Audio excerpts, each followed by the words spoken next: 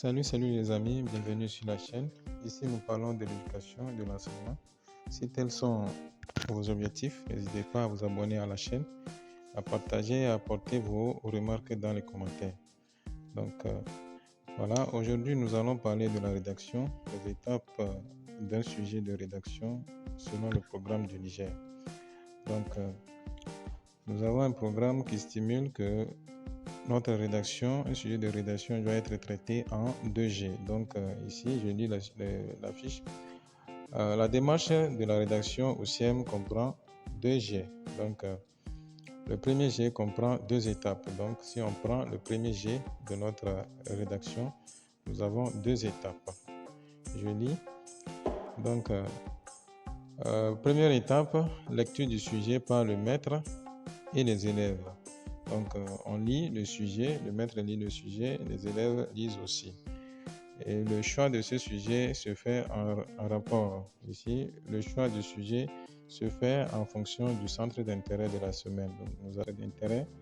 Nous avons des leçons de vocabulaire ici qui sont regroupées en centres d'intérêt. En fonction de ces centres d'intérêt, on va choisir le sujet qui cadre avec le thème de la semaine. Pour permettre à ce que les élèves arrivent à avoir de belles idées pour pouvoir s'exprimer par écrit en rédaction.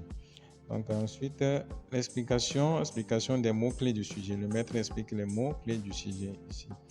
Ensuite, la chasse aux idées. Le maître demande maintenant aux élèves de trouver des idées en rapport avec le sujet. Ici, c'est la chasse au sujet, la chasse aux mots. Voilà. La chasse aux idées, ensuite, recherche collective des idées. Donc ici, on cherche des idées de manière collective. Tous les élèves donnent sa proposition. Même si ce n'est pas la bonne proposition, le maître essaie d'accepter et il essaie de faire corriger ça par les autres. On accepte toutes les propositions quand même. Ensuite, il y aura classement des idées selon l'ordre chronologique. On va essayer de classer ces idées selon le déroulement des événements sur lesquels porte le sujet. Donc, on va essayer maintenant de classer du début jusqu'à la fin pour que ça suive l'ordre chronologique. Voilà, ici, on accepte toutes les idées possibles avant de les faire classer après par ordre chronologique. Ça, c'est la première étape du premier G.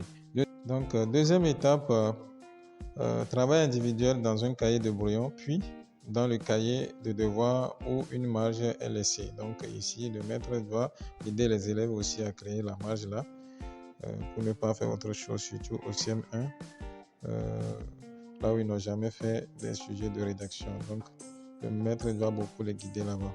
Donc ils vont élaborer d'abord un brouillon, puis ils vont procéder à la rédaction dans le cahier de devoir. Ensuite, le maître ramasse les cahiers, puis il va procéder à la correction.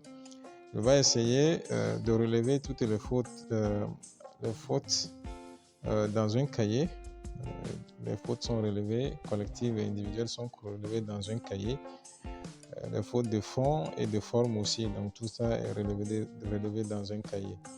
Donc, il va utiliser des signes conventionnels pour corriger, c'est-à-dire pour faire les remarques. Voilà. La deuxième étape pour finir le premier G.